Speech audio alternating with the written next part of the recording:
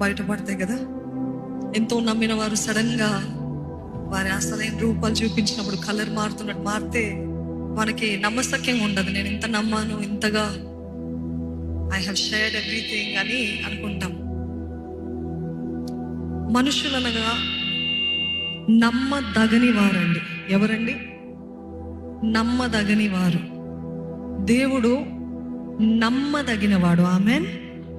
ఈ లోకపు మనుషుల పైన ఆధారపడినప్పుడెల్లా మనము వీఆర్ ప్రోన్ టు డిసప్పాయింట్మెంట్. కానీ దేవుడి పైన ఒకవేళ మనుషులు మిమ్మల్ని తృణీకరిస్తున్నారు. మనుషులు ఈ పొద్దున అడిగాను, చాలా మంది వర్కింగ్ కొలీగ్స్ దగ్గర నుండే ఎన్నో బాధలు వస్తుంటాయి కదా.